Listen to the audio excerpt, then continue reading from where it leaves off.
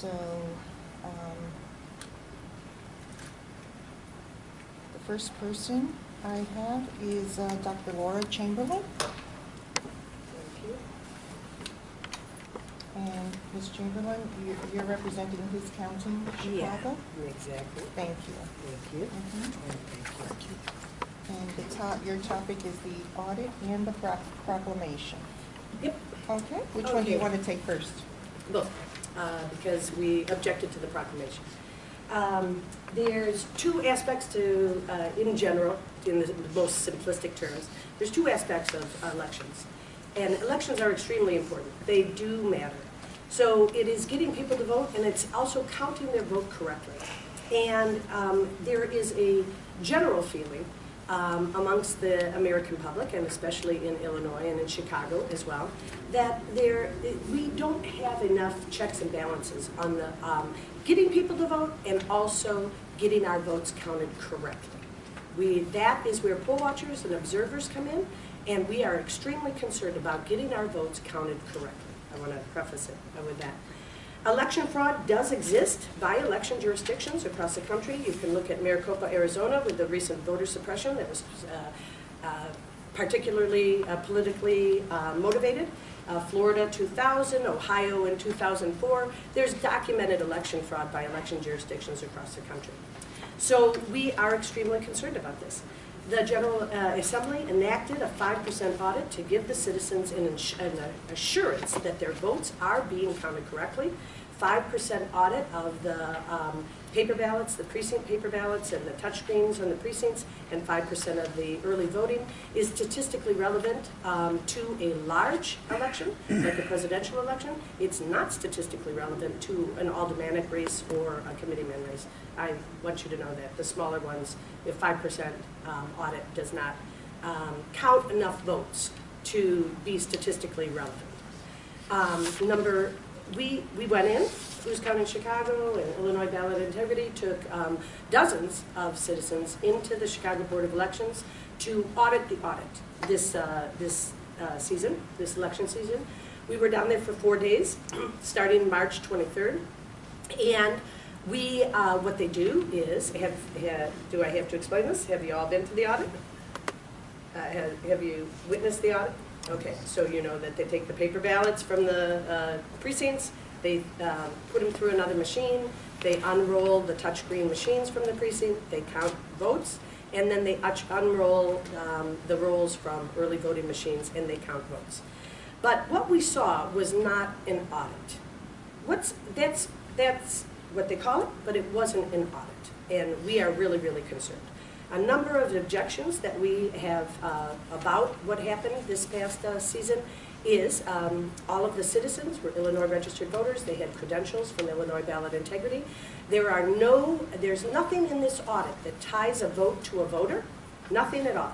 So there's no reason why we couldn't have filmed, looked, seen everything that was in that room, because nothing except things possibly in the blue bags, but things on top of the table we should have been able to observe completely. Just one question. Nothing that ties a vote to a voter, but isn't that the way it's supposed to be? We're not supposed to know. Right, exactly. We don't want to tie a vote to a voter. Okay. We didn't want to see anything that tied a vote to a voter. Okay. But that's not what was there. But still, we were kept from looking at paper ballots. We were kept from looking at the touchscreen. There was a lot of hiding behavior on the part of the Board of Elections employees under the direction of Mr. Scanlon to keep us from seeing the actual votes that were being counted. And we object to that highly. There was nothing there that tied a voter to a voter, a vote to a voter, so we should have been able to witness it all and see it all. Number 3, we highly object to an audit where the answers to the tests, sirs, are sitting right there in front of the Board of Elections employees that are trying to count these ballots. So what we saw, and many of us saw, you'll hear time and time again, that what happened in reality, especially with the touchscreen machines, especially with the early voting machines, because there's lots of votes, okay? And just so you know, you have 1 more minute. Okay. Yeah. I'm sorry? You have 1 more minute. Okay, is that they, the auditors, the people that are doing the hand tallies of the votes, would miss votes, correct their tallies, erase their tallies to fit the prescribed recommended official results that the Board of Elections has right on their tally sheet. There's a lot of pressure, including their employment, that is pushing them towards complying with the Board of Elections results. And not just actually just reading the votes and tallying the votes. It's supposed to be a hand count of the votes, but that's not what happened. We have got you, in your packet you have a bunch of affidavits, and in one particular egregious example of this, I was watching the hand count of an early voting machine, and at the end of it, they had to erase 21 Bernie Sanders votes and add 49 Hillary Clinton votes to force the hand count of the audit of this toilet paper roll to the recommended Chicago Board of Elections official results. Okay, thank you. And we object to that kind of audit. It's not an audit. Okay, We would like an independent audit okay, going forward thank you. with some quality assurance to it.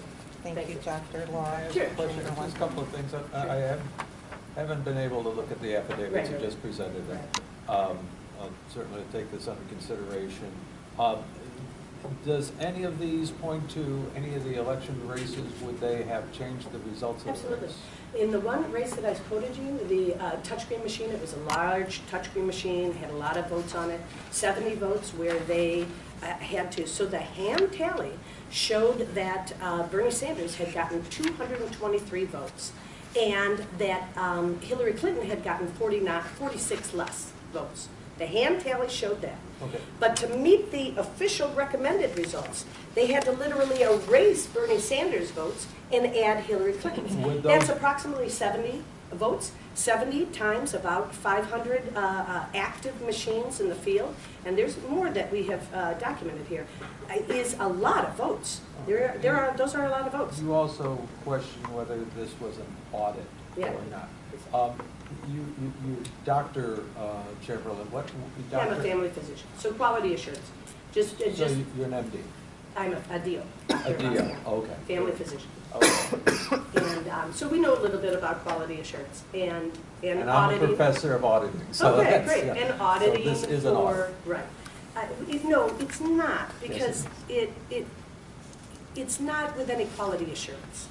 It's an audit without any There are quality different assurance. types of audits, this falls into an audit, but I Okay. thank you for coming forward. There's no quality assurance. Thank you.